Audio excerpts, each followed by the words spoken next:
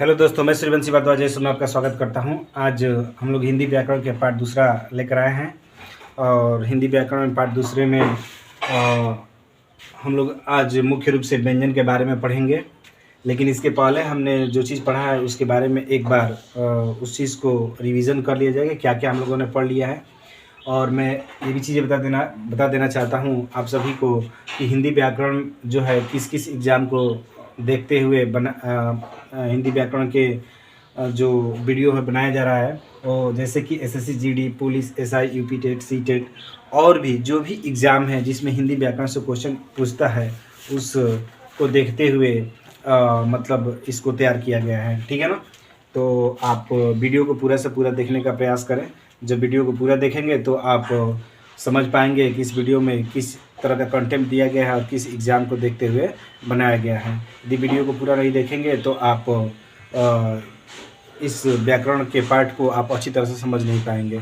तो अच्छी तरह समझने के लिए ज़रूरी है कि आप वीडियो को पूरे से पूरा देखें। तो आइए समझते हैं वर्ण। इसके पहले हम लोगों ने वर्ण के बारे में पढ़ लिया है, स्वर के बारे में पढ़ लिया है, स्वर के प्रकार के बारे में पढ़ लिया है। ठीक है ना। तो इस चीज़ को एक बार हम लोगों ने क्या क्या पढ़ लिया उसके बारे में समझ लें। वर्ण क्या होता है? भाषा की सबसे छोटी इकाई को क्या कहते हैं?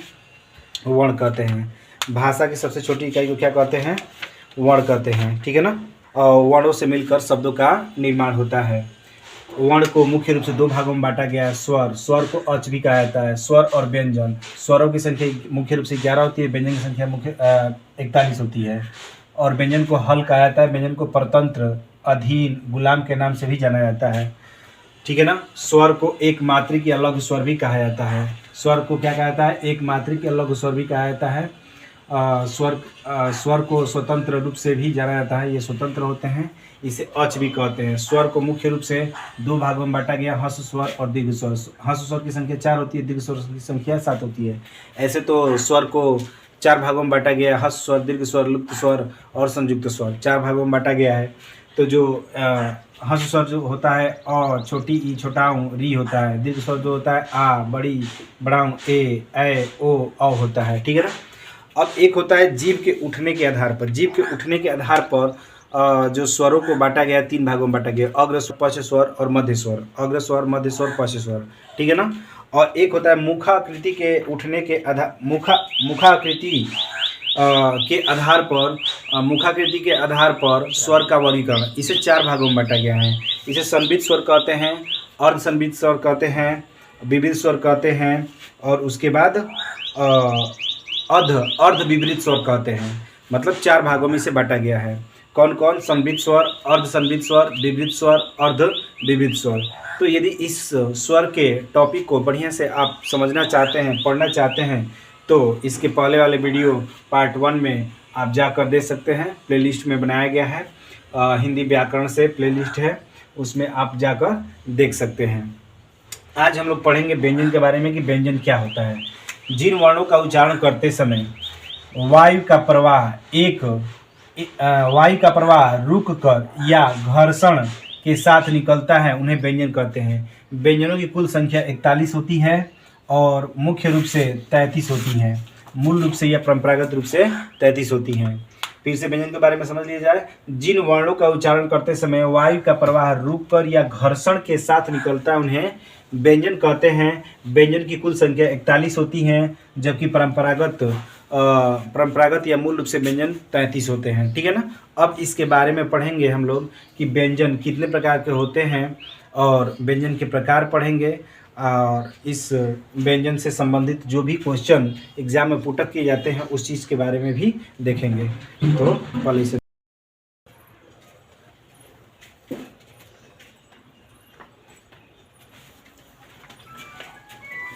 ध्यान दीजिए।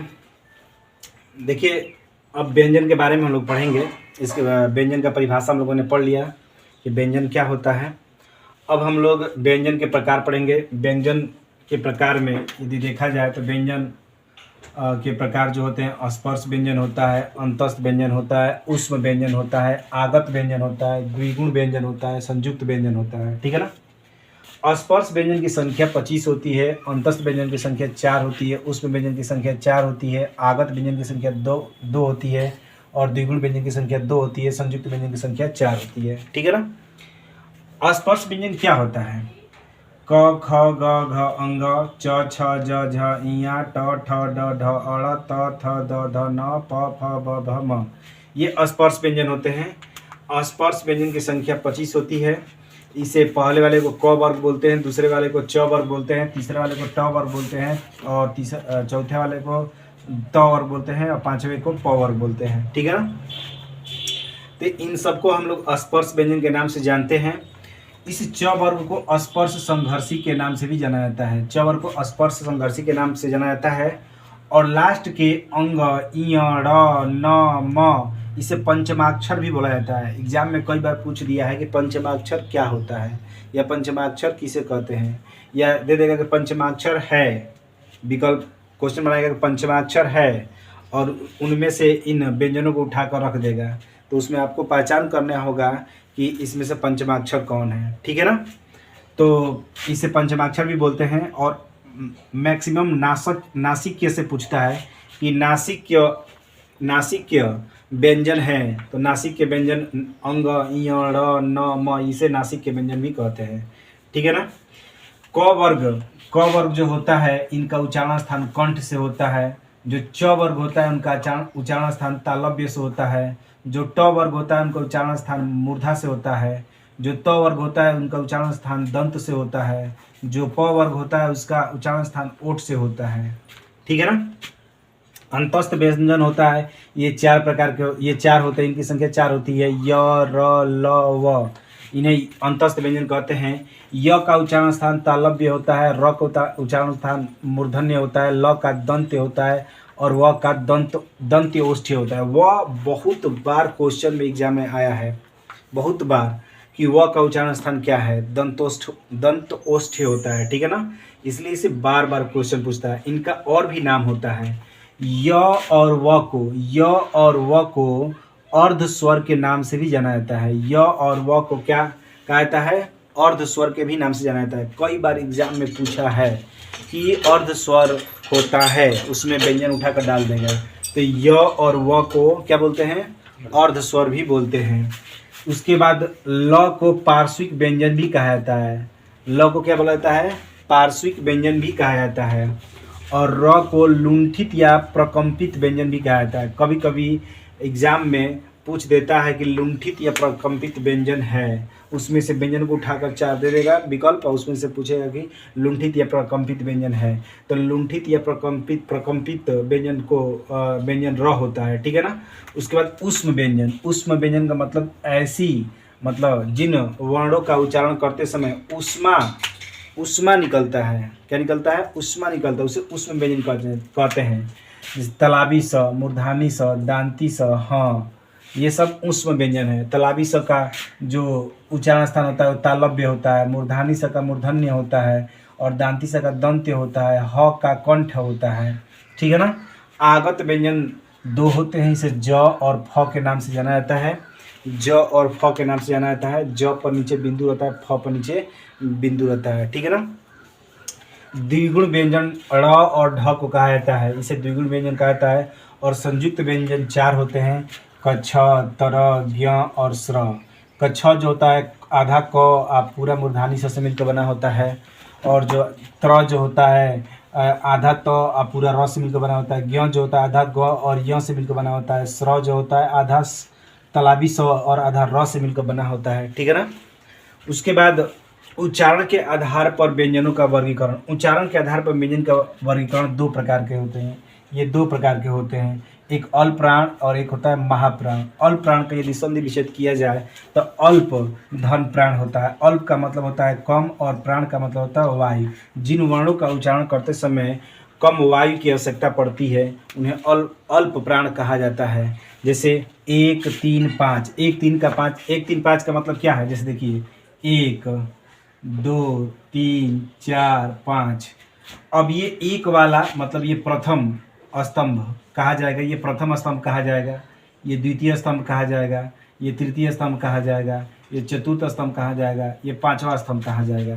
तो 1 3 5, 1 3 5, 1 3 5 का मतलब क ग और घ। सॉरी क ग अंग, क ग अंग, इन व्यंजनों का उच्चारण करते हैं तो इनमें कम समय लगता है। जैसे क च ट त प, क च ट त प, तो इनका उच्चारण करते समय कम समय लगता है, मतलब कम वायु की आवश्यकता पड़ती है, इसलिए ये अल्प प्राण कहा जाता है। ठीक है ना।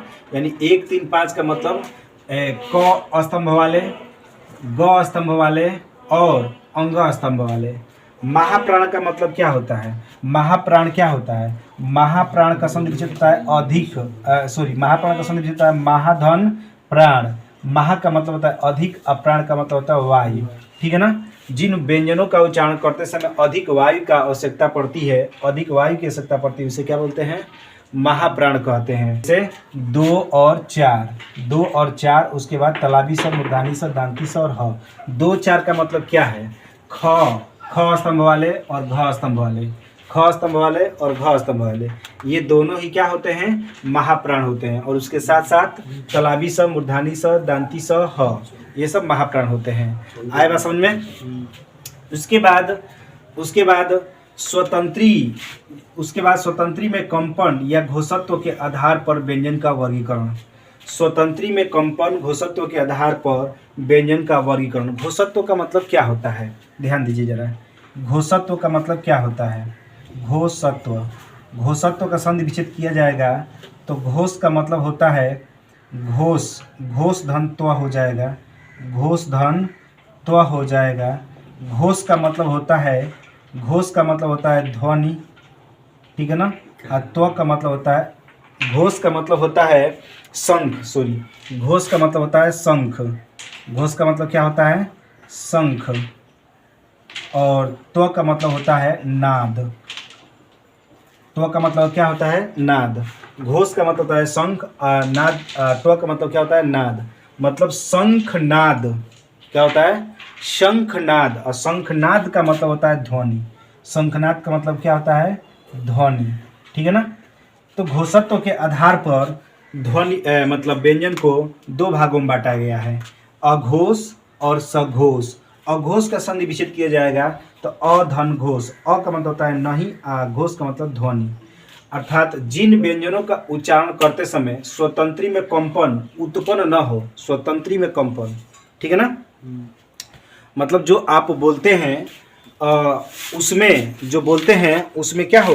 कंपन न हो। ठीक है ना। जिन वर्णों का उच्चारण करते समय स्वर तंत्री में, ठीक है ना, स्वर तंत्री में कंपन न हो, जिन वर्णों का उच्चारण करते समय स्वर तंत्री में कंपन न हो, उसे क्या बोलते हैं? अघोष बोलते हैं। अघोष क्या होता है? 1 और 2, मतलब क स्तंभ वाले और ख स्तंभ वाले, क स्तंभ वाले और ख स्तंभ वाले, ये क्या होते हैं? अघोष होते हैं। और उसके साथ साथ तलाबी स, मूर्धानी स, दांती स। सघोष का मतलब क्या होता है? सघोष का मतलब होता है, सघोष का संधि विच्छेद स धन घोष। स का मतलब साथ, घोष का मतलब ध्वनि, ध्वनि के साथ। ठीक है ना। अर्थात स्वर तंत्री, जिन वर्णों का उच्चारण करते समय स्वर तंत्री में कंपन होता है, क्या होता है? स्वर तंत्री में कंपन होता है, जिन व्यंजनों का उच्चारण करते समय स्वर तंत्री में कंपन होता है, उसे क्या बोलते हैं? उसे हम लोग सघोष बोलते हैं। क्या बोलते हैं? सघोष बोलते हैं। सघोष में क्या क्या होता है? 3 4 5। 3 4 5 का मतलब ग स्तंभ वाले, घ स्तंभ वाले, अंग स्तंभ वाले। ठीक है ना। और उसके साथ साथ य, र, ल, व, ह, ये क्या होते हैं? ये जो होते हैं सघोष होते हैं। ठीक है ना। आए बात समझ में? तो ये चीज़ें व्यंजन रहा। व्यंजन का एक मैंने डायग्राम बनाया और उसके प्रकार को मैंने बताया। एक ही वीडियो में आप पूरी चीज़ों को देख सकते हैं। अब इसके बाद हम लोग व्यंजन के ये सारी चीज़ों को एक एक टॉपिक्स को उठाकर विस्तृत में पढ़ेंगे। ठीक है ना। जैसे स्पर्श व्यंजन की परिभाषा पढ़ेंगे, ये स्पर्श व्यंजन के प्रकार पढ़ेंगे, एक एक पार्ट्स को पढ़ा जाएगा। स्पर्श व्यंजन, अंतस्थ व्यंजन, ऊष्म व्यंजन, आगत व्यंजन, द्विगुण व्यंजन, संयुक्त व्यंजन। फिर उसके बाद उच्चारण प्रयत्न के आधार पर वर्गीकरण, अल्प प्राण, महाप्राण। उसके बाद स्वतंत्री में कंपन घोषत्व के आधार पर व्यंजन का वर्गीकरण, सब अघोष और सघोष, इन सभी के बारे में अब डिटेल्स पढ़ा जाएगा, है ना। अभी तक मैंने इन चीज़ों को शार्ट में बताया है। हालांकि आप इस वीडियो को भी देखकर आप क्या कर सकते हैं, इस वीडियो को भी देखकर आप सारी चीज़ों को बता सकते हैं, लेकिन इसके बाद अब इसके बारे में डिटेल्स पढ़ा जाएगा। ये रहा बस एक डायग्राम के माध्यम से व्यंजन का प्रकार और व्यंजन को समझने का एक झलक, ठीक है ना। तो दोस्तों यदि चीज़ें पढ़ाया हुआ अगर समझ में आता है तो आप वीडियो को जरूर से जरूर लाइक करें, कमेंट करें, शेयर करें, सब्सक्राइब करें। आज के लिए इतना ही, धन्यवाद।